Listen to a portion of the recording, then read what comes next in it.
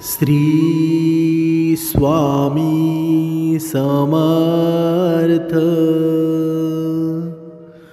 दररोज सकाळी 6:30 ते 7:30च्या दरम्यान माता लक्ष्मीचं प्रत्येक वास्तूमध्ये आगमन होतं. लक्ष्मी प्रत्येक घरामध्ये येते आणि ज्या घरातील वातावरण आल्हाददायक असतं, प्रसन्न असतं, अशा घरात लक्ष्मी वास करते. लक्ष्मीची कृपा बरसल्यावर त्या घराची भरभराट नक्की होते, घराची चौमुखी प्रगती होते, घरात बरकत येते.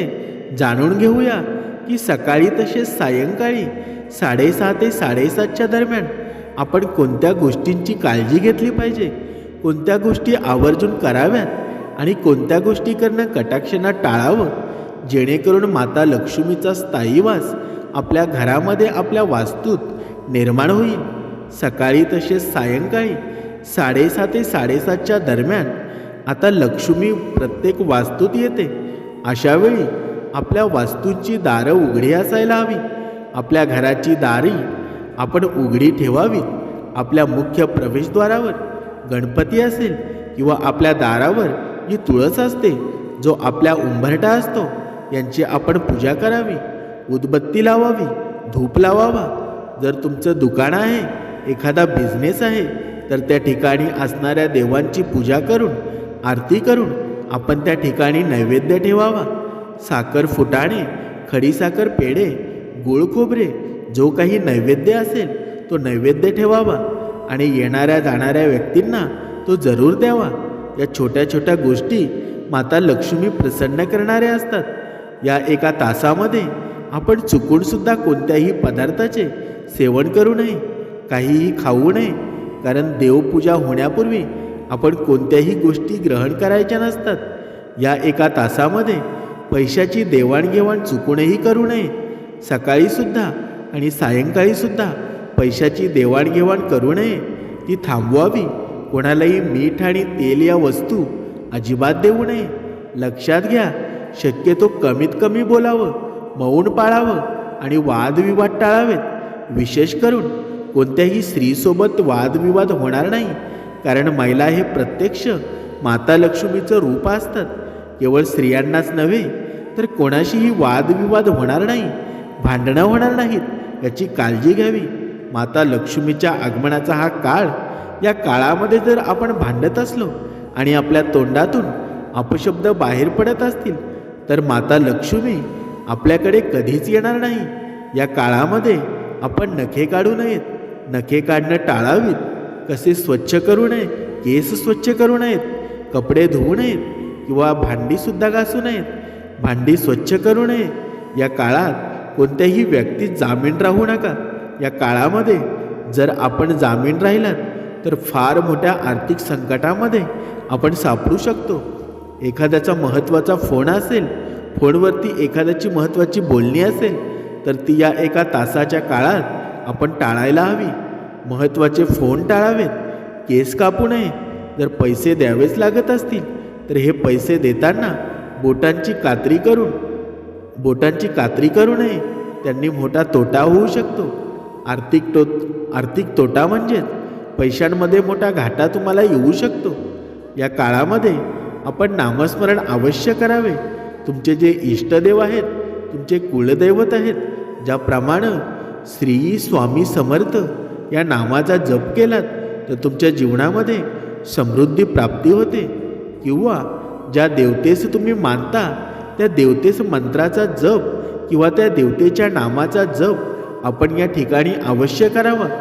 देवपूजा झाल्यानंतर आपल्या कपाळी आपण गंध अवश्य लावावा आणि सकाळी घराबाहेर पडताना देवाजवळ आपण जे फूल वाहिलेलं असतं त्यातील एक फूल आपल्या स्वतःच्या खिशात आपण ठेवावं आणि नंतरच बाहेर पडावं. हे सर्व नियम आपण जर नित्य नियमाने पाळत राहिलो तर माता लक्ष्मीचा अखंड वास, स्थायी वास आपल्या वास्तूमध्येही निर्माण होतो. आपल्या घराची भरभराट होते. या संधी काळामध्ये रोज सकाळी 6:30 ते 7:30 आणि सायंकाळी 6:30 ते 7:30 या कालावधीमध्ये जी व्यक्ती झोपते, जी व्यक्ती निद्रिस्त होते, ती व्यक्ती 7 जन्मापर्यंत रोगी बनते. सोबतच ती दरिद्री जीवनसुद्धा जगत असते. म्हणजेच त्या व्यक्तीच्या जीवनामध्ये पैसा नावालाही उरत नाही. या काही गोष्टींसोबत दैनंदिन जीवनातील अत्यंत महत्त्वपूर्ण गोष्टीसुद्धा जाणून घेऊया. कोणाच्या तरी घरातून बाहेर पडताना जातो असं म्हणू नये, नेहमी येतो असं म्हणावं. कारण जातो असं म्हटल्यानं काळाचा आघात आपल्यावरती होऊ शकतो.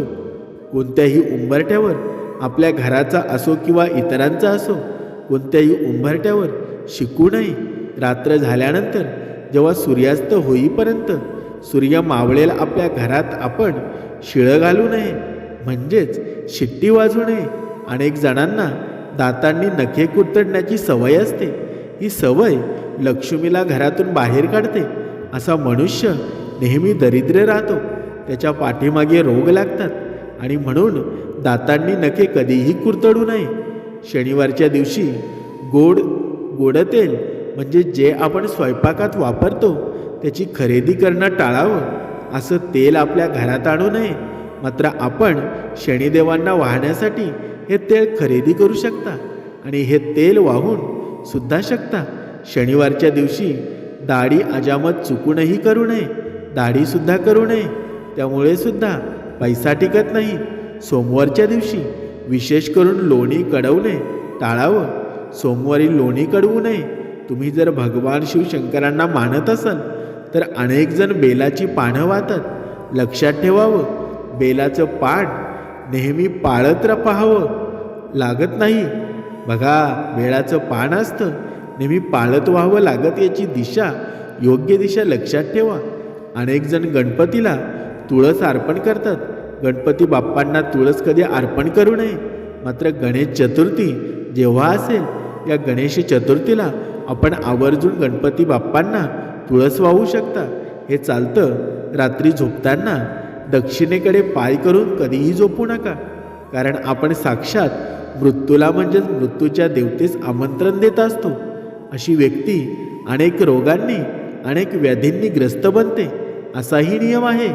जितके नियमांचे पालन करणं शक्य असेल इतके नियम अवश्य पाळा. देवघरातील देवांना तसेच मंदिरातील देवतांना गंध लावताना नेहमी करंगळीच्या बाजूच्या बोटाने तो लावावा. अनेक लोक कोणत्याही बोटाचा वापर करतात, दिसून येतात. मीठ केव्हाही हातावर घेऊ नये. अनेक स्त्रिया पदराने विस्तवाला वारा घालतात. लक्षात घ्या, आपल्या पदराने, साडीच्या पदराने विस्तवावर कधी वारा घालू नये. रस्त्यामध्ये एखादी प्रेतयात्रा दिसल्यास आवर्जून त्या प्रेतयात्रेस नमस्कार करावा. नवी कोरी वस्त्र घालून म्हणजेच नवीन कपडे परिधान करून कधीही झोपू नये. तुम्हाला माहीत असेल की नवी कोरी वस्त्र घालून कोणाला झोपवलं जातं ते प्रेत असतं. जे शव असतं त्या शेवाला कधीही नवी कोरी वस्त्र घातली जातात आणि झोपवलं जातं. त्यामुळे नवी कोरी वस्त्र घालून चुकूनही आपण झोपण्याचा प्रयत्न करू नये. या काही गोष्टी आपण आपल्या घरात ढोल वैभव ऐश्वर आणि आरोग्य टिकून राहण्यासाठी आपण नक्की पाळा. ही माहिती तुम्हाला कशी वाटली? चांगली वाटली असेल तर हा व्हिडिओ आपल्या मित्रमैत्रिणींपर्यंत, नातेवाईकांपर्यंत शेअर करा. तसेच आपल्या स्वामी विश्वाचा या चॅनलला सबस्क्राईब करा. श्री स्वामी समर्थ.